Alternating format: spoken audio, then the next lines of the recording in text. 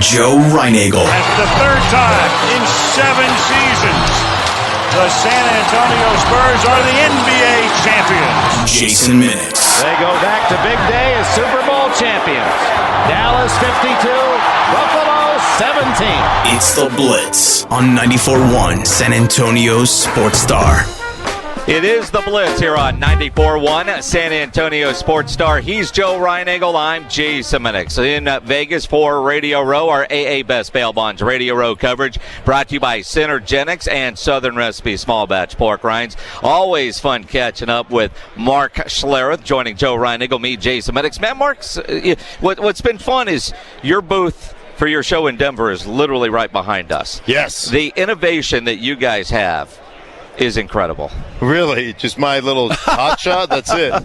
Well, like, I just came out here on my own, and I was busting the proverbial balls of our station folks, because I was like I've had 3 or 4, 5 friends, guys that played in the league, guys that are come down, sit down, like, hey, want me to hop on? I go, I don't even have an extra mic. No, I don't. Like, we'd have to be like conjoined twins. I'd have to, stick you in my headphone there with me. So yeah, we got nothing. I love the tripod that you made out of coffee cups upside down to hold the phone.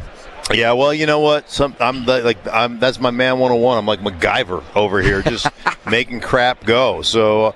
Of course, part of that is because I walk out of the garage. I can't remember where I walked out there, so I forgot to bring my tripod with me. So I was like, oh, shoot. That happens to all of us, right? Yeah, going to have to get innovative. Yeah. Well, how do you like this radio thing? Oh, it's great. I mean, have you ever seen a collection, a bigger collection of fat, unathletic white people in one place in your entire life? I haven't. Is he talking about us? Yeah, radio people, not the athletes walking around. Right? No, not the athletes, just the general radio people. That's exactly what he's doing. Yeah. Mark, we're Cowboys country. Down in San Antonio. Well, God bless you guys. It's wonderful, isn't it? Right. You know what I said about them in September in my Stinking Truth podcast? I go, they're going to be great. They're going to win a lot of games, and they're going to take a dump in their helmets when the playoffs come around. And you know what? Sure enough, that's exactly what happened. I'd like to give you a lot of credit for foresight, but we've got 28 years of the same thing, right? Yeah, I know. It's either they're going to the Super Bowl or they're going to crap out in the playoffs. Yeah. Right. Yeah. You know what? I mean, I always say this, and I mean it. Like, it's one thing to hire a coach; it's another thing to empower a coach. And just organizational structure has to be right. We always used to joke around, hey, owners own, they cut checks, players play, and and coaches coach.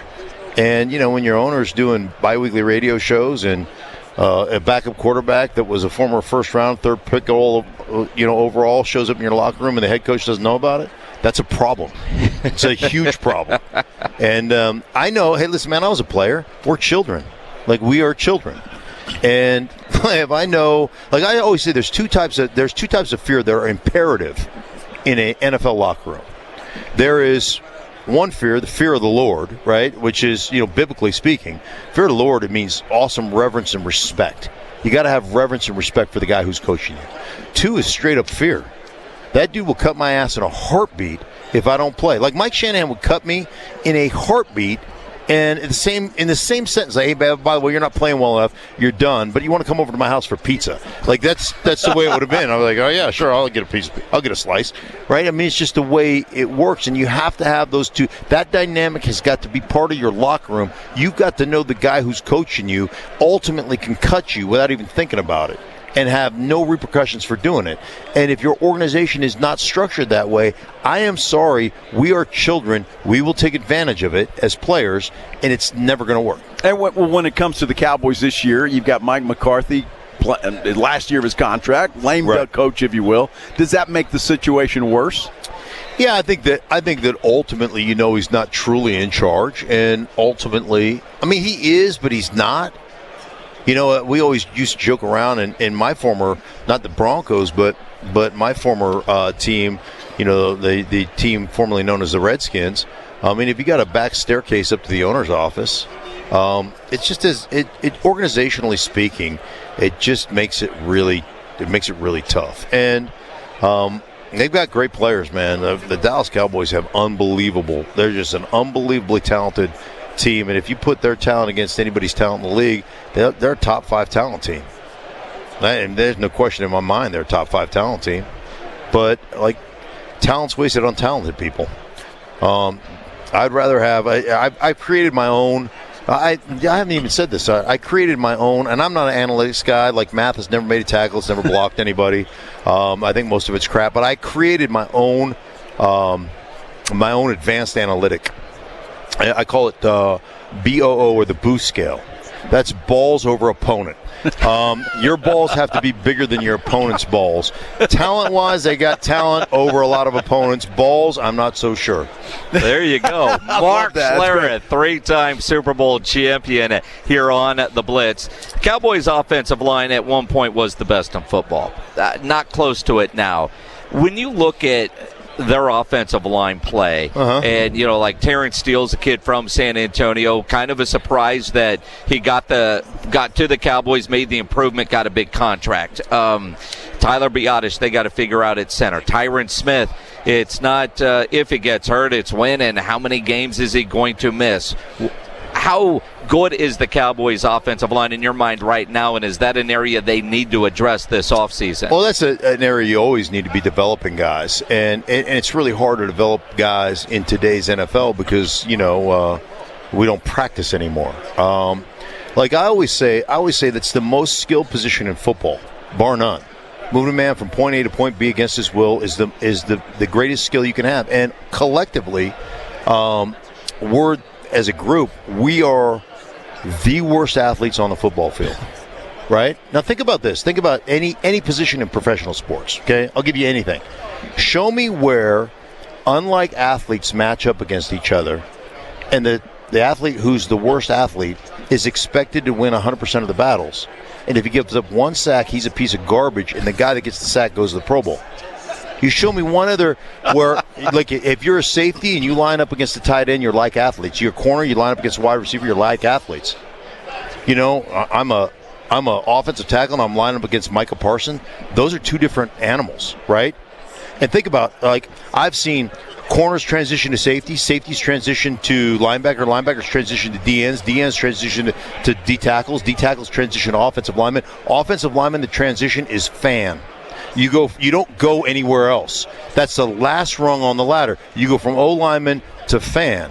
And so there is an unbelievable skill in blocking people that are better athletes than you, a technique that is absolutely unmatched in football.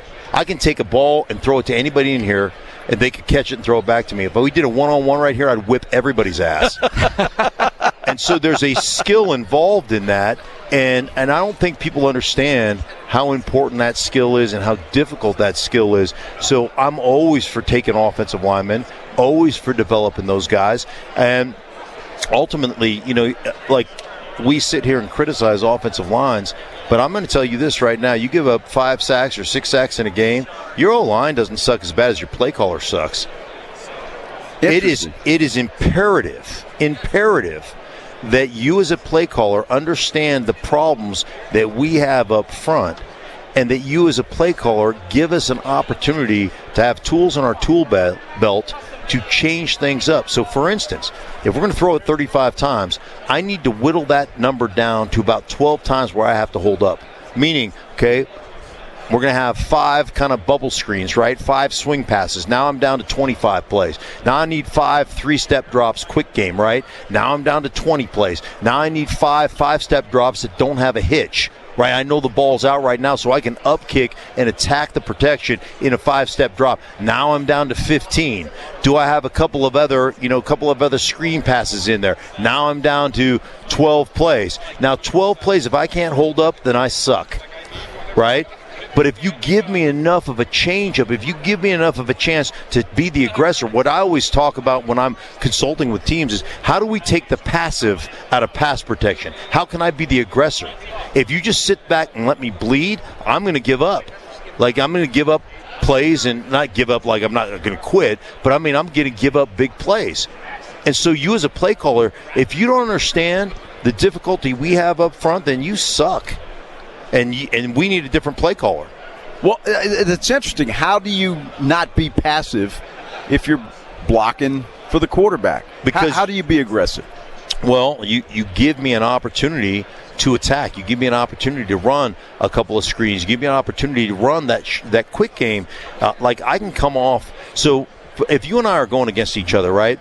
And you beat me clean, and we're in like a, let's say that we're probably would happen, right. Mark. I don't know. Let's just talk about we're in a 5-step drop or something, right? And you beat me clean, and I barely disrupt you at all. It still takes you 1.7 seconds to get to the quarterback. Okay, so if all of a sudden I'm coming off the ball in a rumble, and you got to defend the run, and then you're like, oh shoot, it's not a run, they're throwing the ball. I just won. You're not going to get to my quarterback. Right, so you as a play caller have to give me the opportunity to change up my sets. I knew every drop and every timing of every route based on the route combination called. So I know if we run all go special, it's a 5-step drop, but I know the ball's out. So now I can run block on a 5-step drop.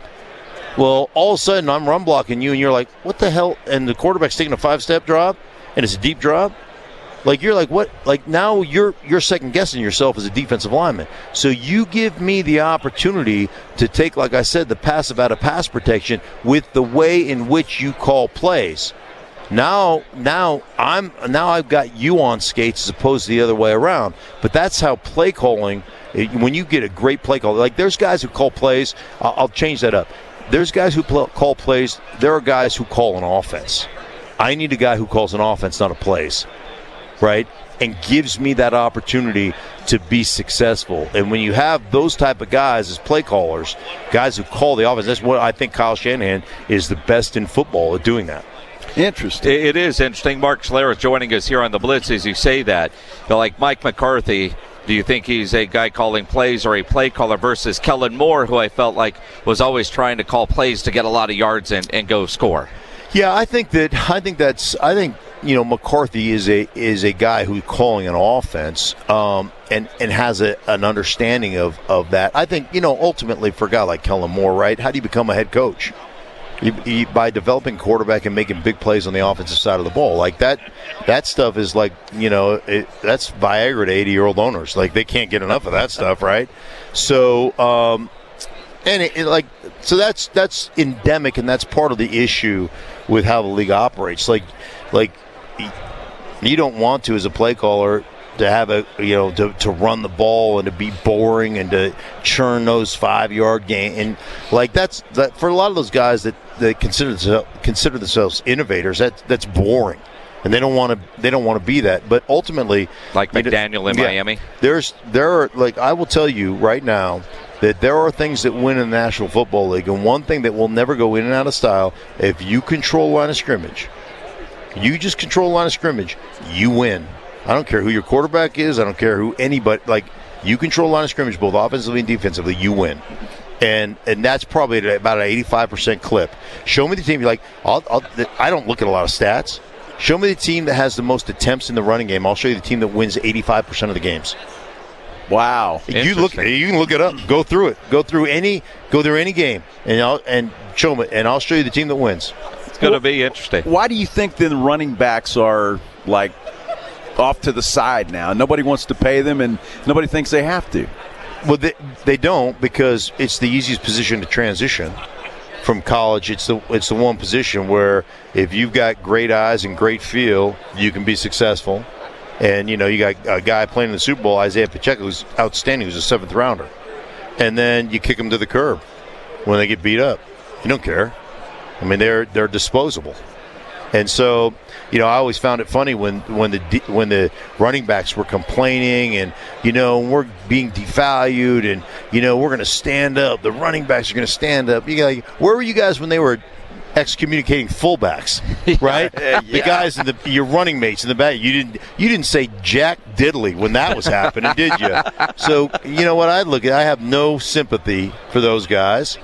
Like that's what happens. It's the position you play. They're going to use you up and they're going to spit you out, and that's just the way it works. Three-time Super Bowl champion Mark Schlereth joining us here on the Blitz. You're talking lots of numbers. You're with Low T Center, lowtcenter.com. Obviously, that's about knowing all your numbers. Yeah, it is. And I'm telling you, as a former player, one of the things that happens to a lot of players is they start to, as they retire, and I think a lot of it has to do with head trauma. It's been explained to me, but a lot of guys have really low testosterone. It's what happened to me, and I went to my cardiologist and was talking with my doctor, and my testosterone was so low. They said, hey, you need to supplement your testosterone. It's good for your health. And interestingly enough, was with them and worked with them for a couple of years, and I always had a really good. Every week you go in, you take your blood pressure, you take your heart rate, you do all the oxygen, and the whole 9 yards. And I take my blood every 3 months or so, and I always had a resting heart rate of like 60ish, like right at 60. I went in 1 week and my heart rate was 99. Whoa. And they're like, hey, man, something triggered here. I went on, and so I made an appointment with my doctor, and it turned out I had AFib, and which is you're 5 times more likely to have a stroke if you have AFib, and ended up having a couple of cardioversions, and that didn't fix it, and then ended up having to have a heart surgery and have an ablation, but probably wouldn't have known if it wasn't for going in weekly to Low T Center. So, as guys, you always have something that bothers you, right? You don't ever address it. Like I always joke around, if it wasn't for my wife, I'd be dead. But, that's just how we operate. So, I'm a debt of gratitude. They've been great to me. Good stuff. LowTCenter.com. Mark Schlereth, always great catching up to you, man. Likewise, guys. Take care. Absolutely. AA Best Bail Bonds. Big game coverage live from Las Vegas. Powered by Southern Recipe Small Batch Pork Rinds, Synergenics, and 94.1 San Antonio Sports Star.